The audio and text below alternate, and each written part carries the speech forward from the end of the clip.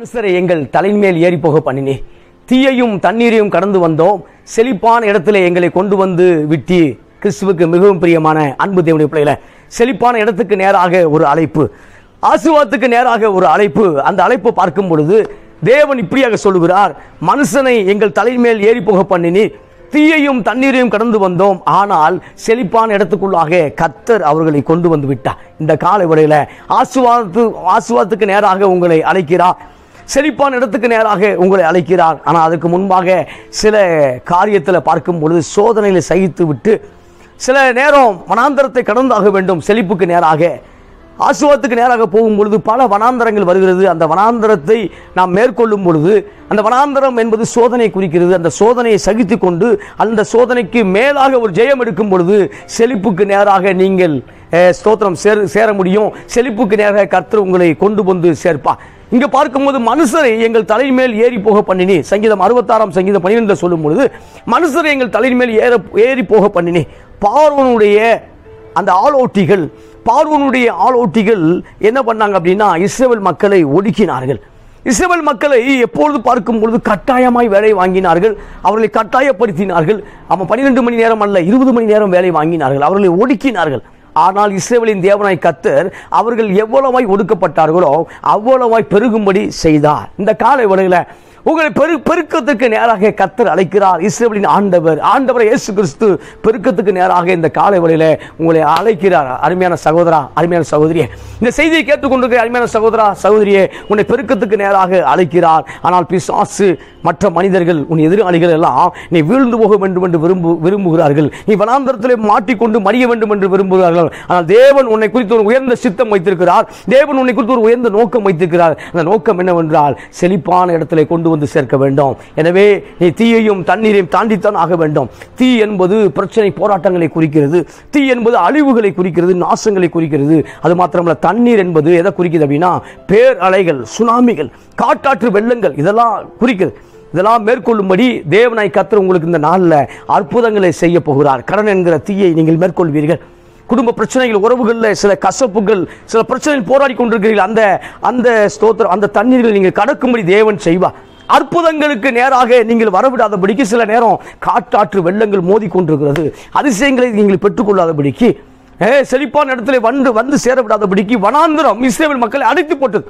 வனாந்தரத்திலே ஸ்தோத்திரம் அவர்கள் அநேக நேரம் சோர்ந்து போனார்கள், அநேக நேரம் ஸ்தோத்திரம் இளைப்பாறுதல் இல்லாமல் வாழ்ந்தார்கள். இந்த நாளில் வியாதிங்கிற வனாந்தரத்தில் இருக்கக்கூடிய அருமையான சகோதரா, நீ வியாதியிலே மரித்து போவதில்லை, மாறாக செழிப்பான இடத்துல ஆரோக்கியம் என்கிற செழிப்புக்கு நேராக, கடன் இல்லாத அந்த செழிப்புக்கு நேராக இந்த காலை வேளையில கர்த்தர் உங்களை அழைக்கிறார். எனவே மனுஷர்கள் தலையின் மேல் ஏறி போக பண்ணும்போது ஒரு சீசன் இருக்கு, ஒரு சீசன். பார்வோனுடைய ஆளோட்டிகள் ஒரு குறிப்பிட்ட நாட்களில இஸ்ரவேல் மக்களை காயப்படுத்தி கொண்டிருந்தார்கள், வேதனைப்படுத்தி கொண்டிருந்தார்கள். ஆனால் ஒரு நாள் வந்த பொழுது கர்த்தர் இஸ்ரவேலுக்காக யுத்தம் பண்ணினார். கர்த்தர் எகிப்தியரோடு யுத்தம் பண்ணினார். இந்த நாளில் எகிப்தியரோடு கர்த்தர் யுத்தம் பண்ணி இஸ்ரவேலுக்கு மாபெரும் ஜெயத்தை தந்தது போல இந்த நாளில் உங்களுக்கு மேல் இருக்கக்கூடிய காரியத்துக்கு மேலே கர்த்தர் யுத்தம் பண்ணுகிறார். யுத்தம் பண்ணி உங்களை செழிப்பான இடத்துல கொண்டு வந்து சேர்க்கிறார். எனவே இந்த வாக்குத்தத்தம் நிச்சயமாய் உங்களுக்கும் உங்கள் குடும்பத்தாருக்கும் அது பலிப்பதாக. எனவே தீயையும் தண்ணீரையும் கடந்து வந்தோம், ஆனால் அப்படியே கர்த்தரை விட்டு விடவில்லை, செழிப்பான இடத்துக்கு நேராக கொண்டு வந்து சேர்த்தார். இந்த காலவெளியில் இயேசுவை ஏற்றுக்கொண்டதுனால, இயேசு கிறிஸ்துவை சொந்த ரட்சகராக ஏற்றுக்கொண்டதுனால நான் பல நேரம் சோதனை என்கிற தீயை மாட்டிக்கொண்டிருக்கிறேன் சகோதரா. பல நேரம் ஸ்தோத்திரம் ஏதோ ஒரு பிரச்சனை போராட்டங்களுக்குள்ளே மாட்டிக்கொண்டிருக்கிறேன் அன்பு சகோதரர் என்று சொல்லக்கூடிய அருமையான சகோதரிக்கு தேவனுடைய வார்த்தை வருகிறது. அருமையான தங்கச்சி கர்த்தருடைய வார்த்தை வருகிறது. என்னன்னா, உன்னை அப்படியே விட்டுற மாட்டாரு. வனாந்தரத்தில் நீ மாட்டிக்கொள்வது தேவனுடைய விருப்பம் அல்ல, மாறாக அழகிய கானானுக்குள் சேர்வதே தேவனுடைய விருப்பமாக இருக்கிறது. எனவே உன்னை குறித்தான வாக்கு தத்தம் உயர்ந்ததாக இருக்கிறது. இன்னொரு வசனத்தை வாசிக்க விரும்புகிறேன். ஏசாயா தீர்க்கதரிசி புத்தகம் 43 அதிகாரம் 1-2 வாசிக்கும் பொழுது, இப்போதும் யாக்கோபே உன்னை சிருஷ்டித்தவரும் இஸ்ரவேலே உன்னை உருவாக்கினவருமாகிய கர்த்தர் சொல்லுகிறதாவது, பயப்படாதே, உன்னை மீட்டுக் கொண்டேன், உன்னை பேர் சொல்லி அழைத்தேன், நீ என்னுடையவன். ஆமா, ஆண்டுடைய வார்த்தை சொல்கிறது, ஆண்டுடைய வாக்குத்தத்தம் சொல்கிறது, பயப்படாதே, உன்னை மீட்டுக் கொண்டேன், தாயின் கற்பத்திலே உன்னை மீட்டுக் கொண்டார். தாயின் கற்பத்திலே நீ அழிந்து போகாதபடிக்கு, கருவிலே நீ அழிந்து போகாதபடிக்கு கர்த்தர் அவர் கருவிலியை கொண்டு பாதுகாத்தார். அவனை பாதுகாத்து தேர்ந்தெடுத்திருக்கிறார். எனவே நீ மடிந்து போவதில்லை, மாறாக உன்னை மீட்டுக் கொண்டிருக்கிறார். பிரச்சனைங்கிற அந்தகார வல்லமையிலிருந்து, போராட்டம் என்கிற அந்தகார வல்லமையிலிருந்து, ஸ்தோத்திரம், இருள் ஆதிக்கத்திலிருந்து உன்னை மீட்டு கொண்டிருக்கிறார். எனவே பயப்படாதே. தொடர்ந்து அந்த வாக்குத்தத்தம் வருகிறது. நீ தண்ணீர்களை கடக்கும் போது நான் உன்னோடு இருப்பேன். நீ ஆறுகளை கடக்கும் போது அவைகள் உன்மேல் புரளுவதில்லை. நீ அக்கினியில் நடக்கும் போது வேகாதிருப்பாய். அக்கினி ஜுவாலை உன் பேரில் பற்றாது என்று கர்த்தர் வாக்குத்தத்தம் பண்ணுகிறார். நீ தண்ணீரில் நடக்கும் போது பிரச்சனை என்கிற, ஆமா, ஆபீஸ்ல பார்க்கும்போது ஒரே பிரச்சனை பிரதர். ஆமா, உலகத்தில் பார்க்கும்போது பல பிரச்சனை போராட்டம் வந்து கொண்டிருக்கிறது. நீங்கள் கவலை கொள்ள வேண்டாம். ஆண்டவர் சொன்னாரே, உலகத்தில் உனக்கு உபத்திரம் உண்டு, ஆனாலும் திடங்கொள்ளுங்கள், நான் உலகத்தை ஜெயித்தேன். உலகத்தை ஜெயித்தவர் நம்மோடு கூட இருக்கிறார். ஆமா, உலகத்தை ஜெயித்தவர். ஆமா, உலகத்தில் உபத்திரம் உண்டு, உபத்திரம் இருக்கத்தான் செய்யும். பல இடங்களில் உபத்திரம் இருக்கிறது. ஆனால் உபத்திரத்தில் நீங்கள் அழிவதில்லை. அவர் எவ்வளவாய் உபத்திரப்பட்டார்களோ, இஸ்ரவேல் மக்கள் எவ்வளவாய் உபத்திரப்பட்டார்களோ, பார்வோன் மூலமாய், பார்வோனுடைய ஆலோட்டியின் மூலமாய் எவ்வளவாய் உபத்திரப்பட்டார்களோ அவர்கள் அவ்வளவாய் பெருகினார்கள். அவர் அவ்வளவாய் பெருகினார்கள். Praise the Lord. இந்த கால வேளையில எவ்வளவாய் உபத்திரப்பட்டீர்களோ, ஆமா, குடும்ப உறவுகளினாலே அநேகர் காயப்படுத்தப்பட்டிருக்கிறீங்க. குடும்ப உறவுகளினால அநேகர் பாதிக்கப்பட்டிருக்கிறீங்க. ஸ்தோத்திரம். கூட்டு குடும்பத்தில் அநேகர் பாதிக்கப்படுறாங்க சார். ஆமா, இன்னும் பல காரியங்கள் மாற்றம் அடைந்து கூட இன்னும் சில பேர் காயப்படுத்தி கொண்டிருக்கிறார்கள். இந்த நாளில் உன் காயத்துக்கு மருந்தாக, ஆமா, வைத்தியராக கர்த்தராகிய இயேசு கிறிஸ்து என்று வருகிறார். எனவே இந்த நாளில் வாக்குத்தத்தம் நிச்சயமாகவே நிறைவேறும் பிரியமானவர்களே. அதை சொல்லும் பொழுது, நீ தண்ணீரை கடக்கும் போது நான் உன்னோடு கூட இருப்பேன். ஆமா, நீ மட்டும் தண்ணீரை கடந்து கொண்டு நினைத்து கொண்டிருக்கிறாயா? பிரச்சனை போராட்டங்களில் நான் மட்டும் அதை சோலாவா பர்ஃபார்மன்ஸ் பண்ணிட்டு இருக்கிறேன், நான் மட்டும் தனியாக இயங்கி கொண்டிருக்க நினைத்து கொண்டிருக்காயா? இல்லை இல்லை, தண்ணீரை கடக்கும் பொழுது உன்னோடு கர்த்தர் இருக்கிறார். கர்த்தருடைய ஆவியானவர் உன்னோடு இருக்கிறார். எனவே வசனம் சொல்கிறது, வெள்ளம் போல் சத்துருக்கள் வரும் பொழுது ஆவியானவர் உனக்காக அவனுக்கு விரோதமாய் கொடியேற்றுவார். உனக்கு விரோதமாக அல்ல, அவனுக்கு விரோதமாக, உனக்கு ஆதரவாக இந்த காலை வேளையிலே கொடியேற்றி கொண்டிருக்கிறார். எனவே தண்ணீரை கடக்கும் பொழுது பிரச்சனைகள் என்கிற தண்ணீர், கடன் என்கிற தண்ணீர், வியாதி என்கிற தண்ணீரில் நீ மூழ்கி போவதில்லை. நீ மேலே வருவாய். ஏனென்றால் அவர் உன்னோடு கூட இருக்கிறார். Praise the Lord. எனவே செழிப்பான இடத்துல கொண்டு வந்து சேர்க்கும் வரை இஸ்ரவேலின் தேவனாய் கர்த்தர் ஓய்ந்திருக்க மாட்டார். ஆமென். அவர் உன்னை காக்கிறவர் தூங்குவதும் இல்லை, உறங்குவதும் இல்லை. ஆமா, நல்ல ஒரு பிராமிஸ் பண்ணியிருக்கார். இஸ்ரவேலை காக்கிறவர் தூங்குவதும் இல்லை, உறங்குவதும் இல்லை. ஆமா, உன்னை உறங்க வைத்து அழகு பார்க்கக்கூடியவர், உன்னை தூங்க வைத்து அழகு பார்க்கக்கூடியவர். இந்த இடத்துல உன்னை தூங்க வைக்கிறார்னா உன்னை இளைப்பாற பண்றார். ஆமா, வருத்தப்பட்டு பாரம் சுமக்கிறவர்களே, நீங்கள் எல்லாரும் இடத்தில் வாருங்கள், நான் உங்களுக்கு இளைப்பாறு தருவேன் சொன்னாரே, மத்தேயு 11:28 நினைக்கிறேன். அப்ப இளைப்பாறு தரக்கூடிய இயேசு உனக்குள்ள இருக்கிறார். இளைப்பாறுதல் அடையும்படி தான் கர்த்தர் வந்திருக்கிறார். எனவே இந்த நாளில் தண்ணீர் என்கிற பிரச்சனையில் நீ மாட்டிக்கொண்டிருக்கலாம். ஆமா, சில காரியங்கள் அந்தரங்கத்தில் அழுது கொண்டிருக்கலாம். இதற்கு இது எப்படி ஆகும் என்று ஸ்தோத்திரம், தனிமையிலே அழுது கொண்டிருக்கலாம். இந்த நாளில் தனிமையில் அழுது கொண்டிருக்கிற உன்னை கர்த்தர் காண்கிறார். தனிமையில் அழுது கொண்டிருக்கிற உன்னை கர்த்தர் கவனித்து இந்த நாளில் அற்புதங்களை செய்ய துவங்குகிறார். பிரியமான அன்பு சகோதரா, அதில் மேற்கொண்டு வாசிக்கும் பொழுது, நீ அக்கினியில், ஆமா, நடக்கும்போது வேகாதிருப்பாய். அக்கினி ஜுவாலைகள் உன் பேரில் பற்றாது. எனவே அக்கினியில் நீ வேக மாட்டேன். ஆமா, வேக மாட்டேன். ஆமா, இன்னைக்கு ஃபிஷ் எடுத்து சமைக்கிறோம், இன்னைக்கு ஃபீப் சமைக்கிறோம் அல்லது மட்டன் சமைக்கிறோம் அப்படின்னா வெந்துருச்சான்னு பார்த்துக்கிட்டே இருப்போம். ஆனால் இந்த இடத்துல பார்க்கும் பொழுது உன்னுடைய எதிராளிகள், பிரச்சனை பண்ணக்கூடிய சத்துருக்கள், நீ வெந்துட்டேன்னு பார்க்குறாய். ஆமா, நீ வெந்துட்டியா? பிரச்சனையில வெந்துட்டியா? போராட்டங்களை வெந்துட்டேன்னு பார்க்குறாங்க. நான் வசனம் வார்த்தை சொல்கிறது, நீ அக்கினியிலே வேகாதிருப்பாய். அக்கினி ஜுவாலை உன் பேரில் பற்றாது. அப்படின்னா உன்னை கிட்ட நிற்க முடியாது. அக்கினி நிற்க முடியாது. ஏன்னா உனக்குள்ள இருக்கக்கூடிய அந்த அக்கினி அபிஷேகம் பெரியது என்று கர்த்தர் இந்த காலையில் வாக்குத்தத்தம் பண்ணுகிறார். எனவே ஊழியத்தை தோற்று போய் காணப்படுகிறாயோ, ஊழியத்தை விட்டு ஓடி போகலாம் என்று காணப்படுகிறாயோ, அல்லது நான் செய்தது போதும் என்று நினைவுகிறாயோ, எனவே இந்த நாளில் உனக்கு தான் இந்த கர்த்தருடைய வார்த்தை வருகிறது. ஸ்தோத்திரம். நீ இப்போது இருக்கக்கூடிய அந்த பிரச்சனைங்கிற போராட்டங்களை மேற்கொள்ளும்படி ஆற்றலை ஆவியானவர் உனக்குள்ள தருகிறார். ஆமா, எங்கெல்லாம் மங்கி எரிகிறாயோ மறுபடியும் எரியக்கூடிய பிரகாசத்தை பரிசுத்த ஆவியானவர் இந்த நாளில் உன்னுடைய அந்த ஆயில, ஸ்தோத்திரம், அந்த ஆயில ஊற்ற, ஆமா, அந்த ஜாடியில ஊற்ற நான் பார்க்கிறேன். அந்த ஜாடியில ஸ்தோத்திரம், உன் லைஃபுங்கிற ஜாடியில உன் தலைமையில் அந்த அபிஷேகத்தை ஊற்றும் பொழுது நீ அநேகருக்கு ஆச்சரியமான ஒளி வீசும்படி அவர் செய்கிறார். எனவே இஸ்ரவேல் வாக்குத்தத்தம் பண்ற வாக்குத்தத்தமே, யாக்கோபே உன்னை மீட்டுக்கொண்டே, உன்னை சிருஷ்டித்தவர் சொல்றதை கேளு. ஆமா, படைத்தவரை சொல்றதை கேளு. சோசியக்காரன் சொல்றதை கேட்காத. சோசியக்காரன் சொல்றத இல்லை, பெரியவங்க சொல்லிட்டாங்க சார், என்ன பெத்தவங்களே சொல்லிட்டாங்க, சபிச்சுட்டாங்க. ஆமா, டீச்சர்ஸ் அப்பயே சபிச்சுட்டாங்க. ஆமா, பார்க்கக்கூடியவர்கள் என் சொந்தம் என வந்தவங்களை சபிச்சுட்டாங்க. இல்லை, அந்த வார்த்தையை கேட்காத, உன்னை மீட்டு கொண்டவுடைய வார்த்தையை கேளுங்கள், உங்களை அழைத்தவுடைய வார்த்தையை கேளுங்கள், உங்களுக்கு அற்புதம் செய்வேன் என்று சொன்னாரே அந்த வார்த்தையை கேளுங்கள். அவர் சொல்றார், இந்த பிரச்சனைகளை நீ தண்ணீரை போல கடக்க முடியும். Praise God. இந்த பிரச்சனை போராட்டங்களை நீங்கள்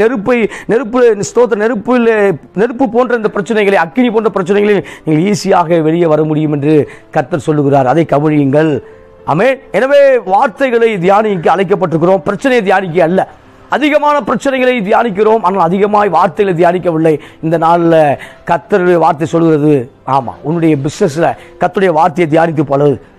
பிஸ்னஸில் உன்னுடைய கர்த்தருடைய வார்த்தையை தியானித்து பழகுங்கள். அப்பொழுது கர்த்தர் பிஸ்னஸில் அற்புதங்களை செய்ய முடியும். எனவே எல்லாவற்றுக்கும் மேலாக அவரையே நம்பும் பொழுது நிச்சயமாய் நீங்கள் ஆராதிக்கிற தேவன் உங்களை வெட்கப்படுத்த விட மாட்டார். ஆராதிக்கிறதை வெட்கப்படுத்த விட மாட்டார். எனவே சில காலங்கள் உண்டு, மனுஷரை தலைமையில் ஏறி போக பண்ணக்கூடிய காலங்கள் உண்டு.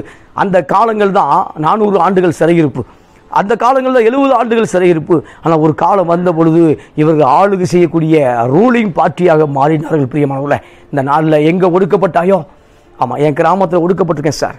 சின்ன கிராமத்தில் ஒடுக்கப்பட்டிருக்கிறேன். என் கிராமத்தில் ஒடுக்கப்பட்டிருக்கிறேன். நான் படிக்கலைங்கிறக்காக ஒடுக்கப்பட்டிருக்கிறேன்.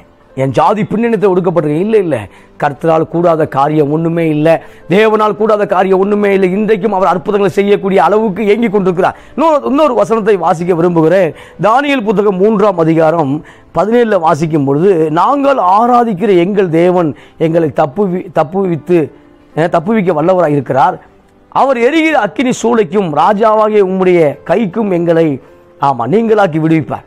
ராஜாவாகிய கைக்கு இங்கே பார்க்கும்போது சாத்ராக், மேஷாக், ஆபேத் நேகோவுடைய பதிவு, அவர்கள் பதிவு செய்கிறார். யார்கிட்ட பதிவு செய்கிறாங்கன்னா லோக்கல் கவுன்சில்கிட்ட பதிவு செய்யலை.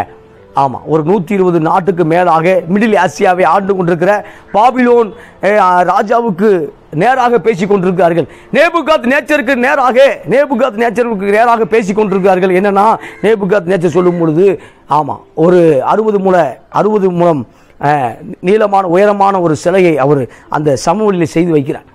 6 அடி அகலம், 6 முழம் உயரம், 60 முழம் உயரம் ஒரு பொற்சிலையை வணங்க வேண்டும் என்று உத்தரவு கொடுக்கிறார். அந்த மாகாணங்களில் ஒரு உத்தரவு உண்டாகிறது. அந்த பாபிலோன் மாகாணங்களில். அப்போ பாபிலோன் மாகாணம்னா ஈரான், ஈராக் என்ற சுற்றியுள்ள எல்லா தேசங்களிலும் அவர் ஆளுகை செய்கிறார். அங்கே ஒரு அறிவிப்பு கொடுக்கிறது, அந்த பொற்சிலையை வணங்கித்தான் ஆக வேண்டும், இல்லை என்றால் அக்கினி சூளையிலே போடப்படுவார்கள், பாய்லரில் போடப்படுவார்கள், பெரிய பெரிய ஃபேக்டரியில் கூடிய பாய்லரில் போடப்படுவார்கள். அந்த பாய்லரில் போடப்படுவார்கள் என்று சட்டம் ஏற்றப்படுகிறது. ஆனால் இவர்களோ பணிந்து, நமக்கு எல்லாருக்கும் தெரிந்த பகுதி தான், ஆனால் இவர்களோ அதை பணிய முடியாது என்று சொல்லுவதை பார்க்குறோம். சொல்லும் பொழுது தான் 3ஆம் அதிகாரம் 17 அவர் சொல்லுகிறார். டேனியல் புத்தகத்தில், நாங்கள் ஆராதிக்கிற எங்கள் தேவன் எங்களை தப்புவிக்க வல்லவராக இருக்கிறார். அவர் எரிகிற அக்கினி சூளைக்கும் ராஜாவையும் உம்முடைய கைக்கும் நீங்களாக்கி விடுவிப்பார். விடுவிக்காமல் போனாலும் அவிசுவாசமாய் பேசவில்லை, எதிர்மறையாய் பேசவில்லை. ஒருவேளை விடுவிக்காமல் போனாலும் எங்களுடைய பொருத்தனையை, உமக்கு முன்பாய் சொன்ன வார்த்தையை நாங்கள் மாற்றக்கூடாது. இந்த கால வேளையில் அவருக்கு முன்பாய் செய்த பொருத்தனைகளை விட்டுவிட்டோம். அவருக்கு முன்பாய் இப்படி வாழ்வேன் என்று சொன்ன அந்த வைராக்கியத்தை விட்டு வைராக்கியமாய் ஒரு 2 முறை உபவாசம் இருந்து நான் ஜெபிப்பேன் என்று சொன்ன வைராக்கியத்தை விட்டுவிட்டோம். நோய் வந்து விட்டது, நோயினால் என்னால் நிற்க முடியாது, நான் எடுத்து தான் ஆக வேண்டும், உணவை எடுத்து தான் ஆக வேண்டும், ஏதோ ஒரு காரியத்தை சொல்லிவிட்டு பார்வை மங்கி கொண்டு போகிறது. எனவே பைபிள் அதிகமாக வாசிக்க முடியாது, தியானிக்க முடியாது என்று சொல்லி ஏதோ ஒரு காரியத்தை சொல்லி ஆண்டவருக்கு செய்த அந்த வைராக்கியத்தை விட்டுவிட்டோம். ஆனால் சாத்ராக், மேஷாக், ஆபேத்துடைய வாழ்க்கையில அந்த வைராக்கியத்தை அந்த இளைஞர்கள் விடவில்லை. எனவே வைராக்கியத்தின் தேவன் வைராக்கியமாய் இறங்கினார், வைராக்கியமாய் அவருடைய வாழ்க்கையில இடைப்பட்டார். இந்த காலை வேளையில வைராக்கியமாய் உங்கள் வாழ்க்கையில அவர் இடப்பட வேண்டும் என்றால் நீங்களும் வைராக்கியமாய் இருக்கும் பொழுது தேவனுக்காக எதையா செய்ய வேண்டும், என்னை அழைத்த தேவனுக்காக எதையா செய்ய வேண்டும், நிச்சயமாய் அவர் என்னோடு கூட இருக்கிறார், அவருக்காக எதையா செய்ய வேண்டும் என்கிற எண்ணம் வரும்பொழுதுதான், அந்த எண்ணத்தின் அந்த அளவுக்கு நீங்க ஆழமாய் போகும் பொழுதுதான் கர்த்தர் நிச்சயமாய் பெரிய காரியங்களை உங்கள் வாழ்க்கையில் செய்ய முடியும். இப்போ இவங்க சொல்றாங்க, அந்த பொற்சிலையை நாங்கள் வணங்க முடியாது, வேறொரு விக்கிரகத்தை வணங்க முடியாது. இந்த நாளில் பார்க்கும்போது கர்த்தருக்கு மேலாக பணத்தை வைக்கும்போது அது விக்கிரகமாய் மாறுகிறது. கர்த்தருக்கு மேலாக பிசினஸ் பார்ட்னரை வைக்கும் பொழுது அது விக்கிரகமாய் மாறுகிறது. கர்த்தருக்கு மேலாக உங்களுடைய வேலையோ உங்களுடைய மனைவியோ உங்களுடைய பிள்ளைகளோ வைக்கும்போது அது விக்கிரகமாய் மாறுகிறது. எனவே கர்த்தருக்கு மேலாக ஒன்றுமல்லை, அவர்தான் எங்களை ஆளுகிறவர் என்கிற அந்த கண்ணோட்டத்தோடு இருக்கும்படி தேவன் விரும்புகிறார். இதில் வாசிக்கும் பொழுது நாங்கள் ஆராதிக்கிற தேவன் எங்களை விடுவிப்பார், அதில் சந்தேகமே இல்லை, அதில் மாற்று கருத்தும் இல்லை. ஆனாலும் விடுவிக்காமல் போனாலும் கவலை கொள்ள வேண்டிய அவசியம் எங்களுக்கு இல்லை. சூப்பர்ல. அந்த அழைப்புக்கு நேராக இந்த காலை வேளையிலே உங்களை அழைக்கிறார் சகோதரா. எனவே ராஜாவின் கோபம் உக்கிரம் ஆகிறது. இந்த வார்த்தை சொல்லும் பொழுது இப்போ பார்க்கும்போது நேபுகாத்துடைய முகம் வேறுபடுறது. அதை வாசிக்கிறேன். 20 தானே, 19 வசனம். அவனுடைய முகம் வேறுபட்டது. அவன் முகம் வேறுபட்டது.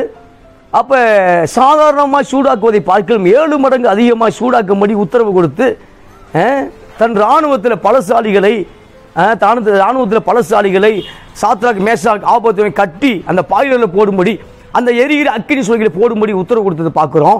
இப்போது ராஜாவுடைய கோபம் அதிகமானதுனால 7 மடங்கு அந்த தீ உண்டாகிறத பார்க்குறோம். இந்த காலை வேளையில் நீ நெருங்க இயேசுவிடத்தில் நெருங்க ஒருவேளை சத்துருடைய கோபம் இன்னும் அதிகரிக்கலாம். அதை பார்த்து பயந்துடாத.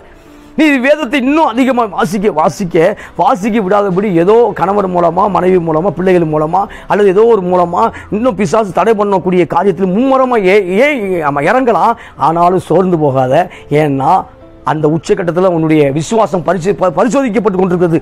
இப்போ அந்த அக்கினி என்பது ஸ்தோத்திரம் சாத்ராக் மேஷாக்கை பரிசோதனை பண்ணக்கூடிய பரிசோதனை கூடமாக இருக்கிறது.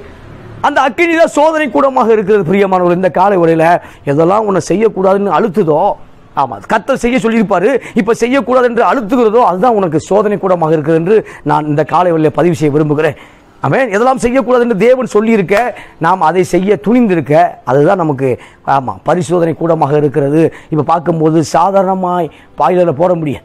சாதாரணமாக இருக்கக்கூடிய அக்கினி சூளை இப்போ பார்க்கும்போது ராஜாவின் கோபம் அதிகரிக்க 7 மடங்கு சூடாகிறது. பிரியமானவர்களே, இந்த காலை வேளையில் உறவுகள் உங்கள் மேலே கூடிய முகம் மாறலாம். சொந்த பந்தங்களுடைய முகம் மாறும் பொழுது அப்போ காட்டில் இன்னும் எஃபெக்டாக அப்படி மோத வருவாங்க. ஆனாலும் உன்னை காக்கிறவர் தூங்குவதும் இல்லை, உன்னை காக்கிறவர் உறங்குவதும் இல்லை. அவர் உன்னோடு கூட இருக்கிறார். பைசலார். இப்போ பார்க்கும்போது நேபுகாத்நேச்சருடைய அந்த பலசாலிகள், இராணுவ வீரர்கள் அதிகமான பலசாலிகளை கொண்டு அந்த பாய்லரில் அந்த அக்கினி சூழலில் போட போகிறாங்க. ஆனால் அவனை போகிறவங்களே அவனை உள்ளே போட்டாங்க. ஆனால் கொண்டு போகிறவங்களே இறந்து போனதை பார்க்குறோம். ஏன்னா அவ்வளவு சூடாக்கப்பட்டிருந்தது. ராஜாவின் வார்த்தை கடுமையாக்கப்பட்டதுனால காரியமும் கடுமையாக இருந்தது. ஆனாலும் கர்த்தர் தம்முடைய பரிசுத்தவான்களை பாதுகாக்கிறார். பைசலார். இப்போ அக்கினி சூளைக்குள்ள அந்த பாய்லரில் போட்டது 3 பேர். ஆனால் 4வது ஆளாக தேவ தூதன், 4வது ஆளாக ஆண்டவரை இயேசு அந்த உலாவதை பார்க்கிறோம். இந்த நாளில் சோதனை அப்படியே விட்டுற மாட்டார் பிரதர், சோதனை அப்படியே விட்டுற மாட்டார் சிஸ்டர். அந்த இடத்துல 4வது நபராக அவர் உலாவிக் கொண்டிருக்கிறார். உன் குடும்பத்தில் இப்போ உலாவிக் கொண்டிருக்கிறார், உன்னுடைய ஊழியத்தில் உலாவிக் கொண்டிருக்கிறார். இப்போ நீ வியாதியில் இருக்கிறாய், உன் படுக்கை மத்தியில் அவர் உலாவிக் கொண்டிருக்கிறார். நானே வைத்தியர் என்று சொல்லி அவர் உலாவிக் கொண்டிருக்கிறார். நானே பரிகாரியான கர்த்தர் என்று சொல்லி உலாவிக் கொண்டிருக்கிறார். அவர் உலாவும் பொழுது நிச்சயமாய் ஆசீர்வதிக்கப்பட முடியும். அவர் உலாவும் பொழுது நான் அவர்களுக்கு உலாவி அவர் தேவனாக இருப்பேன், அவர் என் ஜனமாக இருப்பார்கள். அவர் உலாவ ஆரம்பிச்சிட்டாவே என்ன அர்த்தம்னா என் பிள்ளைன்னு அர்த்தம். Praise Lord. அவர் உலாவ ஆரம்பிச்சிட்டாவே இது என்னுடைய வீடுன்னு அர்த்தம். அவர் உலாவ ஆரம்பிச்சிட்டாவே என் பிரசவம் இங்கே தேவைன்னு அர்த்தம். Praise lord. இப்போ பார்க்கும்போது அந்த அக்கினி ஜுவாலையில் அந்த எரிகிற அந்த இடத்துல அந்த பாய்லரில் இவர் ஆளுகை செய்கிற பிரியமானவர்களே, அதை பார்க்கும்போது பார்க்குறோம். அதற்கு அவன் இதோ 4 பேர் விடுதலையாய் அக்கினி நடுவில் உலாவுகிறதை காண்கிற, அவர்களுக்கு ஒரு சேதமும் இல்லை, 4ஆம் ஆளின் சாயல் தேவபுத்திரனுக்கு ஒப்பாக இருக்கிறது என்றான். இப்போ பார்க்கும்போது 4வது ஆள் தேவபுத்திரனுக்கு ஒப்பாக இருக்கிறது. இப்போ மறுபடியும் வெளியே சொல்கிறான். எவன் உள்ளே போட்டானோ அவன் தான் வெளியே வர சொல்கிறான் சார். எவன் பிரச்சனைக்குள்ளே உங்களை மாட்டி விட்டானோ அவனே வெளியே வாங்கன்னு சொல்லக்கூடிய அளவு கர்த்தரால் செய்ய முடியும் என்று நான் உங்களுக்கு சொல்லுகிறேன். பிரைஸ்லால். எவன் மூலமாய் நம்ம குடும்பத்தில் பிரச்சனை உண்டாகினதோ அவன் மூலமாகவே தீர்க்கும்படி அவனை கழுத்தை பிடிச்சி கொண்டு நிப்பாட்ட அவரால் முடியும் என்று நான் சொல்லுகிறேன். இப்போ ராஜா மூலமாக தான் பிரச்சனை. அதே ராஜா தான் வெளியே வாருங்கள் என்று சொல்லுவதை பார்க்குறோம். அதே ராஜா தான் இந்த தேவனை தவிர அவர்கள் தேவனுடைய வழிபாடுகளில் உறுதியாக இருந்தார்கள், யெகோவாவின் மேலே உறுதியாக இருந்தார்கள். எனவே அவர்கள் தேவனை தவிர வேறு ஒரு தேவன் இல்லை என்று அதே நேபுகாத்நேச்சர் சொல்கிறத பார்க்குறோம். அப்போ அவர் தேவனை கனப்படுத்த வேண்டும். இப்போ யெகோவாவை யாராவது கேவலப்படுத்திட்டாங்கன்னா அவங்க வீடு எருக்களமாக்கப்படும், அவங்க வீடை தீ வச்சிருவேன் அப்படிங்கிறான். அந்த அளவுக்கு இப்பொழுது விசுவாசம் உள்ள மனிதனாக கர்த்தர் மாறுபடி செய்தார். இப்போ வெளியே வரும்பொழுது 27வது வசனம் வாசிக்கிறேன். தானியேல் புத்தகம் 3ஆம் அதிகாரம் 27 சொல்லும் பொழுது, அக்கினி பலன் செய்யாமலும் அவருடைய தலைமயிர் கருகாமலும் அவருடைய சால்வைகள் சேதப்படாமலும் அக்கினியின் மனம் அவர்களிடத்தில் வீசாமலும் இருந்ததை கண்டார்கள். சுற்றி உள்ள ஆள் பார்க்குறான். சுற்றி உள்ள ஆள் பார்க்குறான், அக்கினி மனம் வீசலை சார். இன்னைக்கு அநேக ஸ்மோக் பண்ணிட்டு வீட்டுக்கு போகிறத மறைக்க முடியலை, மாட்டிக்கிறாய். ஆண்டுடைய பிள்ளைகள் ஸ்மோக் பண்ணக்கூடாது. தேவனுடைய பிள்ளைகள் பாவத்தில் ஈடுபடக்கூடாது. குடி வெறி தேவனுடைய பிள்ளைகள் வாழ்க்கையில் இருக்கக்கூடாது. எப்பயாவது பண்ண பாஸ்டர், பண்டிகைக்கு போகும்போது பண்ணுறோம். அல்லது ஏதோ ஃபெஸ்டிவலில் பண்ணுறோம், இல்லை ஆமாம், ஸ்மோக் பண்ணக்கூடாது, புகை பிடிக்கக்கூடாது, ஆமாம், தவறான பழக்க வழக்கத்தில் ஈடுபடக்கூடாது. அது தேவன் விரும்பவில்லை. அவனை தப்பு வைக்கணும் அப்படின்னா அவர் சொல்கிறத கேட்டு தான் ஆகணும். அப்போ ஸ்தோத்திரம், எல்லாரும் தண்ணி அடிக்கிறாங்க சார், அது கேஷுவல் ஆயிடுச்சு, அதுக்கு அழைக்கப்படலை. குடி வெறி களியாட்டம் நம்முடைய வாழ்க்கையில் இருக்கக்கூடாது, அது தேவன் விரும்பவில்லை. ஆமாம், பாடல் பாடி ஆவியில் நிறையத்தான் தேவன் உன்னை அழைச்சிருக்கிறேன், பாடல் பாடி அபிஷேகத்தில் நிறையத்தான் உனக்கு அழைப்பு கொடுத்துருக்கிறேன். ஆமாம், குடி வெறி களியாட்டத்தில் அதில் சந்தோஷப்பட அழைக்கப்படவில்லை. உன் தலைவன் இயேசு மட்டும்தான். ஆமாம், சினிமாக்காரனை தூக்கி வச்சுட்டு பிடிச்சிடக்கூடாது, ரொம்ப கவனமாக இருக்கணும். ஆமாம், நமக்கு தலைவன் இயேசு. ஆமாம், எனது தலைவன் இயேசு ராஜன், மார்பிலே சாய்ந்து அவர் மார்பிலே சாஞ்சிடணும். யோவானை போல அவர் மார்பிலே கண்டடைய வேண்டும். அந்த பிரசன்னத்தை எடுத்துக்கொள்ளும்படி ஓட வேண்டும். இப்போ பார்க்கும்போது அக்கினி பேலன்ஸ் செய்யவில்லை. Praise the Lord. முதலாக ஆமாம், வரலாற்றிலே முதலாக அக்கினி பரிசுத்தவான்களிடத்தில் வேலை செய்ய முடியவில்லை. அக்கினியுடைய கண்டிஷன் ஃபெயிலியர் ஆயிடுச்சு. அக்கினியுடைய அந்த இடத்துல பார்க்கும்பொழுது அக்கினியுடைய தன்மை இழந்து விட்டது, அக்கினியுடைய பவர் இழந்து விட்டதை பார்க்குறோம். இந்த காலை வேளையில் உனக்கு விரோதமாய் காணப்படக்கூடிய அக்கினி, ஆமாம், அந்த வாக்குத்தை நிறைவேறணும்ல. தீயையும் தண்ணீரும் கடந்து வந்தோம் என்று சொல்லப்பட்ட வாக்குத்தை நிறைவேற வேண்டும் என்றால் இப்போ அக்கினி உனக்கு முன்பாய் வேலை செய்ய முடியலை. அது எப்படி சார்? இதில் நடக்கிற காரியம்னு பேசக்கூடாது, அது நடக்கும் நம்பணும். ஆமே, ஆமாம், சின்ன தீப்பெட்டியில் வைக்கும் போதே ஏதோ சுற்றுது. ஆமாம், சிலிண்டர் பற்ற வைக்கும் போது சுற்றுது, குக்கர் இறக்கும் போது சுற்றுது. ஆமாம், அதெல்லாம் சுற்றுது.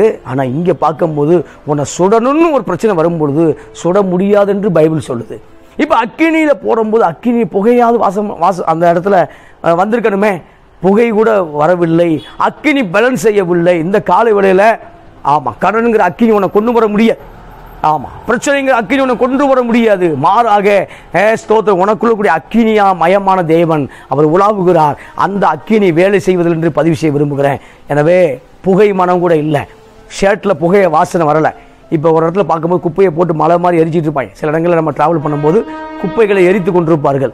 குப்பைகளை எரித்து கொண்டிருக்கும் பொழுது அந்த வழியில் நம்ம டூ வீலரில் போகும்பொழுது அல்லது அந்த வழியிலே நாம் ஸ்தோத்திரம் அந்த வழியில் நம்ம பயணப்படும் பொழுது, அந்த வழியில் டூ வீலர்லையோ அல்லது நடந்து பயணப்படும் பொழுது எப்படியாவது அந்த புகை மனம் நம்முடைய சட்டையில் காணப்படும், நம்முடைய பாடியில் காணப்படும். அந்த புகை மனம், அந்த புகை அந்த சுமல் எப்படியோ இதில் நம்ம இதில் இருக்கும். ஆனால் இங்கு பார்க்கும்போது 7 மடங்கு சூடாக்கப்பட்ட அக்கினி சூளை, 7 மடங்கு சூடாக்கப்பட்ட பாய்லர். ஆனால் அந்த இடத்துல புகை மனம் வரவில்லை.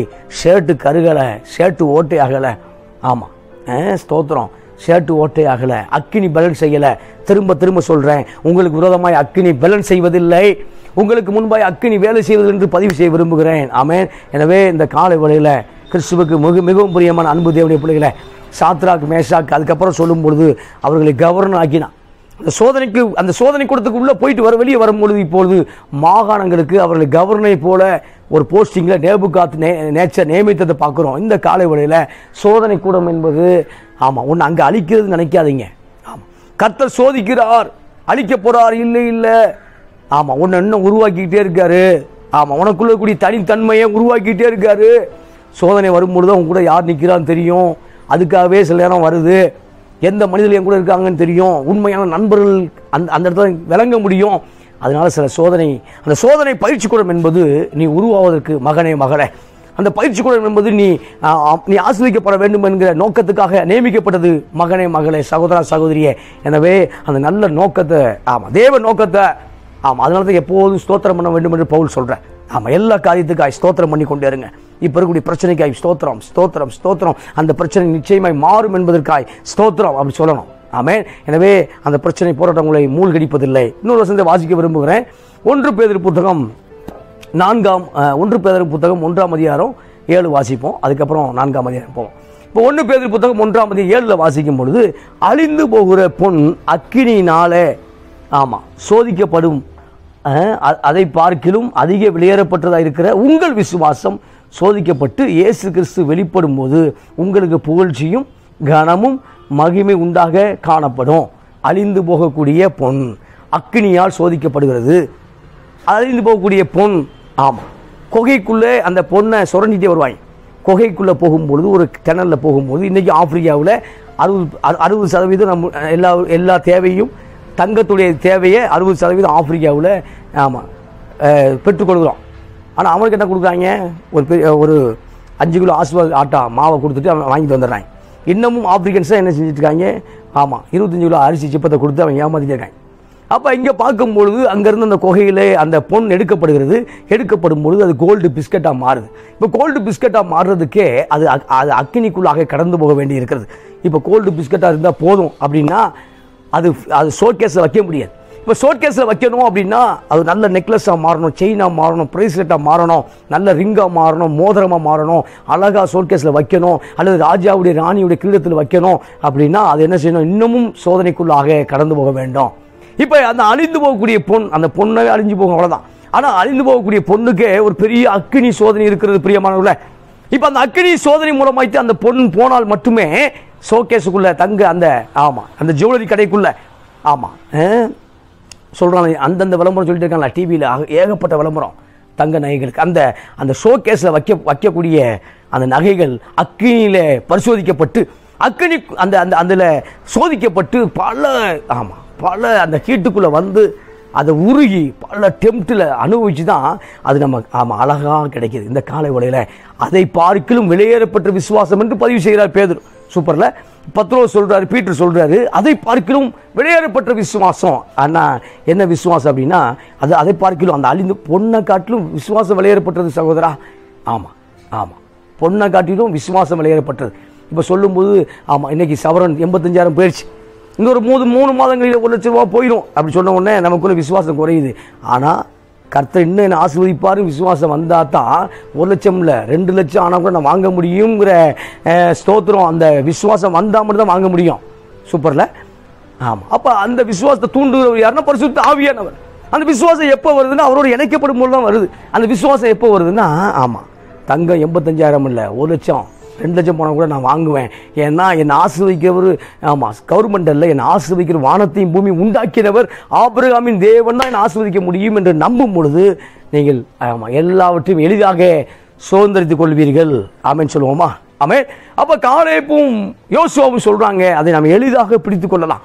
ஆனால் 10 பேர் சொல்லும் பொழுது மோசே 12 பேரை எங்கே அனுப்புகிறாருன்னா கானானை வேவு பார்க்கும்படி அனுப்புகிறார். அது நல்ல தேசமா, தேசத்தினுடைய இடம் எப்படி இருக்கிறது, அதனுடைய கனிகள் எப்படி இருக்கிறது, அந்த தேசத்தை உண்மையாக பெஸ்ட்டா இல்லை வனாந்தரம் தான் பெஸ்ட்டா, அந்த தேசத்தை கொஞ்சம் ஆராய்ச்சி பண்ணிட்டு வாங்க. தேசத்துடைய மண் எப்படி, அது செம்மண்ணா, அது களிமண்ணா, அது ஓர் நிலமா, அது பெஸ்ட்டா, என்னென்ன போடலாம், என்னென்ன போட்டால் விளையும், இதெல்லாம் ஒரு ஆராய்ச்சி செய்யும்படி அனுப்புகிறார். ஆனால் 40 நாட்கள் அனுப்பிட்டு வரும்பொழுது 10 பேர் நெகட்டிவாகவே பேசுகிறாங்க. எமோரியரை கண்டோம், எல்லாம் 7 அடிக்கு இருக்காங்க. அவங்களாம் பார்க்கும்போது அவங்க கண்களுக்கு முன்பு நாங்கள் வெட்டுக்கிளிகளை போல இருக்கிறோம். ஐயோ விட்டில் பூச்சி மாதிரி இருக்கிறோம்.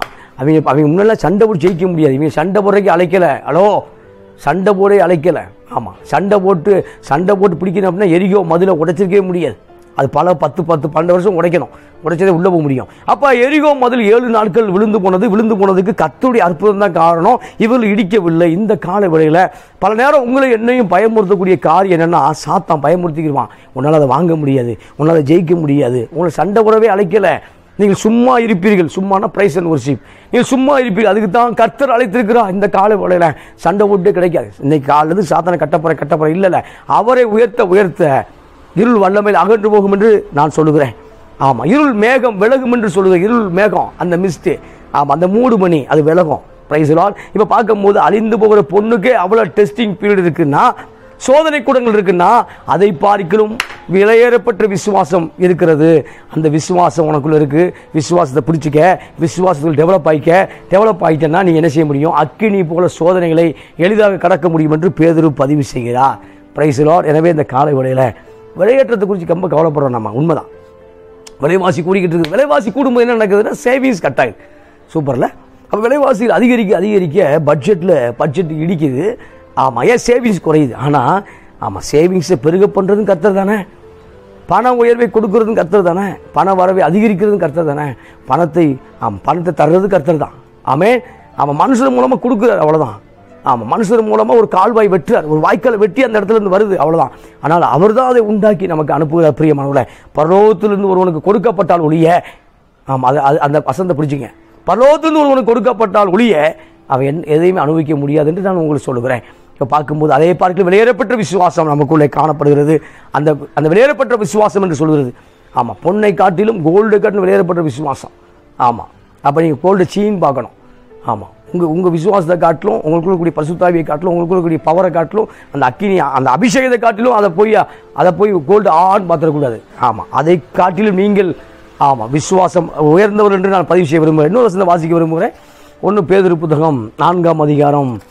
ஆமாம், 1 பேதுரு 4ஆம் அதிகாரம் 12 வாசிக்கும் பொழுது, பிரியமானவர்களே, உங்களை சோதிக்கும்படி உங்களை நடுவில் பற்றி எறிகிற அக்கினியை குறித்து ஏதோ புதுமை என்று எண்ணாமல் கிறிஸ்துவின் மகிமை வெளிப்படும் போது நீங்கள் கலிகூர்ந்து மகிழும்படியாக அவருடைய பாடுகளுக்கு நீங்கள் பங்காளிகளானதால் சந்தோஷப்படுங்கள். உங்கள் மத்தியிலே ஒரு அக்கினி எரிந்து கொண்டிருக்கிறது. ஆமென். உலகத்தில் உபத்திரம் உண்டு என்று ஆண்டவர் சொன்னாரே, அந்த உபத்திரத்தை பிடிச்சிக்கிட்டாங்க சில சபைகள்.